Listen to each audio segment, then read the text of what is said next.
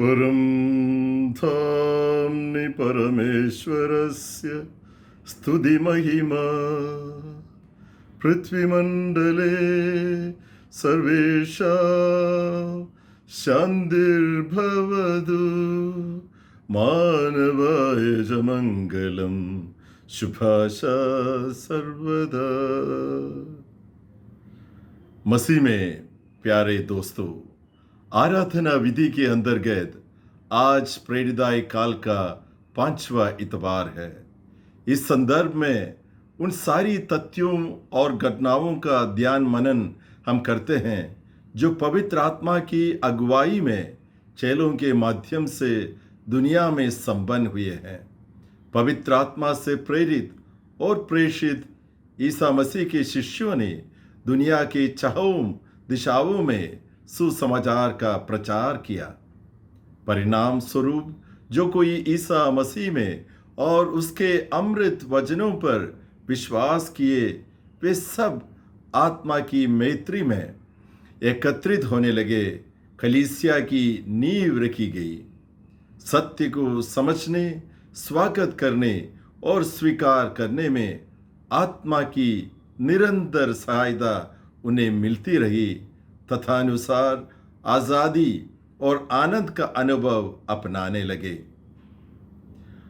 आज के कृपा तरंग को संक्षिप्त रूप में इस प्रकार पेश करना चाहूँगा।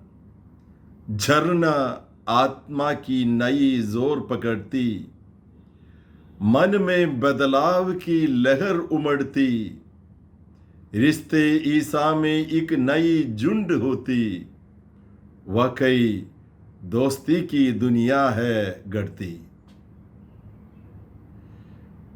प्यारे दोस्तों, आज के मनन चिंतन को 3 बातों पर केंद्रित करना चाहता हूं जो इस प्रकार है। 1, निर्माण की रूपरेखा। 2, नवीनीकरण की योजना। 3, निडर बने रहना। पहला बिंदु है निर्माण की रूपरेखा। आज के निर्धारित प्रत्येक पाठ में निर्माण के बारे में चर्चा है। हमेशा क्रियाशील है आत्मा। सृजन कला आत्मा की विशेषता है। बहरहाल सब कुछ रूह की मौजूदगी में और रूह के द्वारा संपन्न होती है। ईश्वरजन्य मंडली की गिरावट के बारे में ईसाया के ग्रंथ में हम पढ़ते हैं। ये स्वाति नगरी कैसे वेश्या बन गई है। जहां पहले न्याय और धार्मिकता का निवास था, वहां आज हत्यारे ही पाए जाते हैं।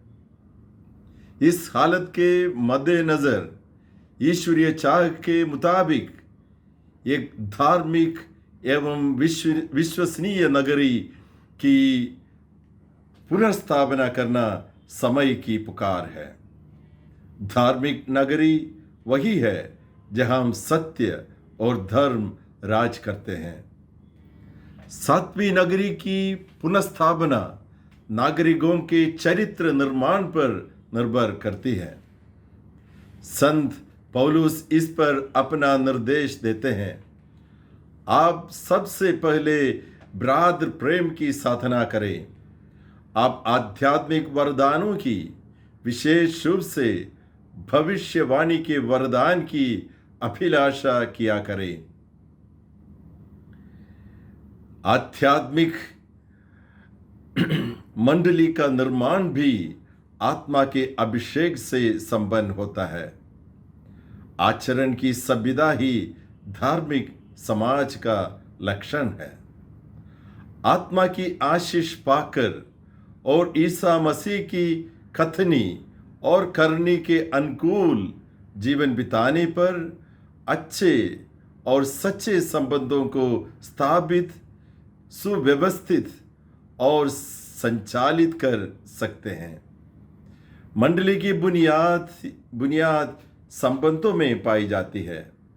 प्रभु, प्रकृति और पड़ोसियों के साथ समग्र और सम्यक संबंधों को बनाने और बरकरार रखने से ईसा मसीह में पवित्र आत्मा के द्वारा आदर्श मंडली का निर्माण संभव है।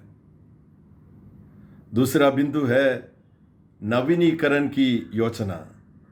जो आत्मा से संचालित है वे परिवर्तनशील है। ईसाई ईश्वर की आत्मा से संचालित है, विशेष रूप से पवित्र संस्कारों द्वारा पवित्र आत्मा से धन्य हो जाता है हर ईसाई। इसलिए प्रत्येक ईसाई आत्मा के अनुकूल परिवर्तन के लिए सदा तैयार और तत्पर रहना चाहिए। सुस्थापित कलीसिया निरंतर नवीनीकृत होनी चाहिए, अन्यथा समाज मृदावस्था को पाएगा। नवस्फूर्ति से कलीसिया को पेश आनी है हमेशा, नहीं तो निश्चल और निरर्थक सिद्ध होगी कलीसिया। इसलिए आत्मा के निमंत्रण को सुनकर स्थल काल के अनुरूप अपने आप को और मंडली को नवनिर्मित करने की जरूरत है। आत्मा की मदद से जरूरी बदलाव लाने की प्रक्रिया को हमें जारी रखना है। इससे ईसा मसीह की इच्छा के अनुसार जीवन में रंग लाने और खुशहाली को बिखेरने के लिए हम काबिल और कामयाब भी होंगे। तीसरा बिंदु है निडर बने रहना। कलीसिया के निर्माण और नव निर्माण में बहुत सारी बाधाएं आ सकती है।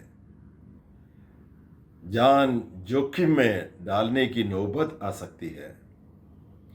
ईसा मसीह अपने शिष्यों को समझाते हुए कहते हैं, इसलिए मैं तुम लोगों से कहता हूं, चिंता मत करो, न अपने जीवन निर्वाह की कि हम क्या खाए, और न अपने शरीर की कि हम क्या पहने, क्योंकि जीवन भोजन से और शरीर कपड़े से बढ़कर है।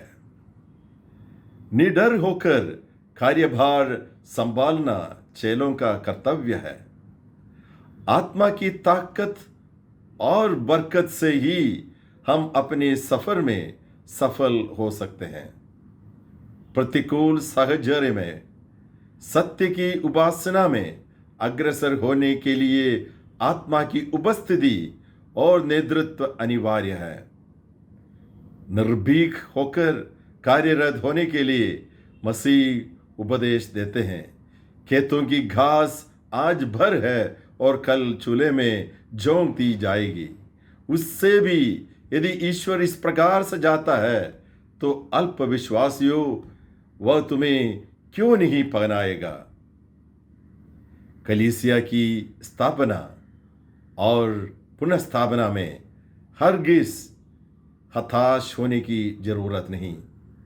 पूर्वोपरि हिम्मत और संवाद के साथ हमें आगे बढ़ना है। कलीसिया के निर्माण और नवनिर्माण के मार्ग पर हमारे जगत गुरु और प्रभु ईसा मसीह की गवाही और मिसाल हमारे लिए आसरा और दिलासा दे सकती है। आश्वासन दिलाते हुए प्रभु कहते हैं, इसलिए उसके राज्य की खोज में लगे रहो, ये सब चीजें तुम्हें यूं ही मिल जाएगी। ईश्वरीय राज्य की स्थापना करने से किसी को छूट नहीं। हर किसी को ईश्वरीय राज्य को देखना, जानना, पहचानना तथा अपनाना वांछनीय है। ईश्वरीय राज्य के बारे में स्पष्टीकरण देते हुए मसीह सांत्वना का लेप लगाते हैं। छोटे झुंड, डरो मत, क्योंकि तुम्हारे पिता ने तुम्हें राज्य देने की कृपा की है। सत्य, प्रेम और धर्म के सुसमाचार को दुनिया के कोने कोने तक पहुंचाने में चेलों को परेशानियां और कठिनाइयों को झेलना पड़ेगा। कभी कभी जिंदगी के मकसद और मंजिल को पाने के लिए, आनंद की बहार को बहाल करने के लिए जिंदगी की कुर्बानी देनी पड़ेगी। ये जीवन और आनंद का रहस्य है जो ईसा मसीह की सलीब पर प्रकाशित है। दोस्तों, आज के मनन चिंतन को तरंगित करने के लिए मन मंदिर में प्रतिष्ठित करने हेतु और अधरों से जपने के लिए एक मंत्र को पेश करता हूं। मेरे प्रभु, मेरे ईश्वर, मेरी रूपरेखा मुझ पर दया कर। मेरे प्रभु, मेरे ईश्वर, मेरी रूपरेखा मुझ पर दया कर। आमीन।